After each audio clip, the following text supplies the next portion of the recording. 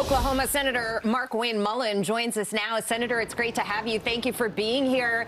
And a fun fact about you, before you headed to Washington, you were a businessman. You were a plumber yourself. Right. So I'm curious what you make of Gen Z becoming more of a tool belt generation. Well, think about it. You have, and we have plumbing, electrical, and HVAC companies, not just in Oklahoma, but across the country right now.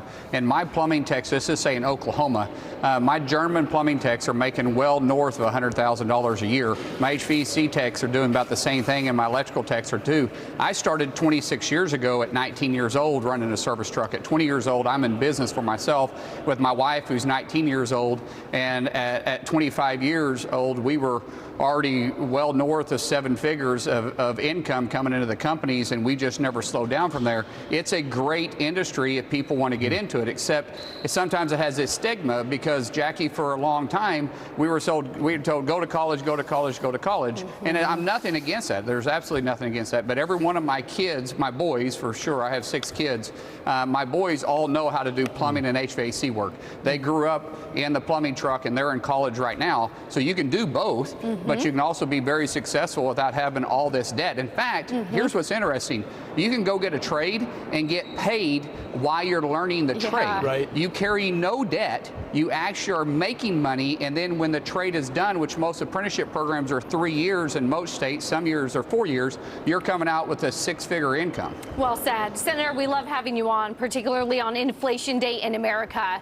What is the plan to rein in big government spending to help slow down this inflation?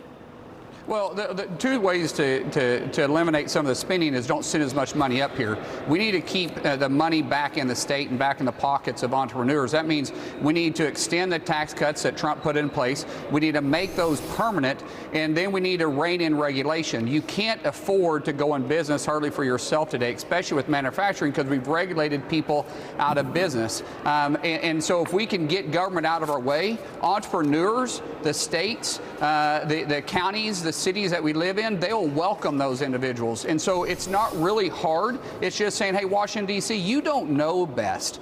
The people back in the backyards in the states, they know best what's better for their economy. And it's just simply us reining in inflation by saying the cost of doing business is so high because every regulation you put in place costs something, and that has to go on the top of the consumer product that's being bought. You are speaking supply-side music to my ears. I understand you're going to meet with former President Trump tomorrow, obviously going to talk economy with him. What are you going to emphasize?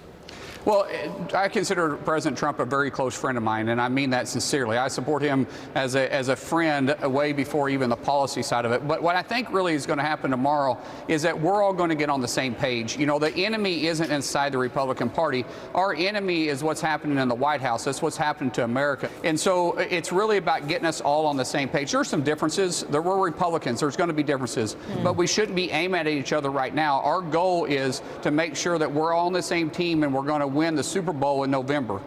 Yeah, absolutely. Senator Markwayne Mullin, great to see you today. Thanks for making the time. Thank you.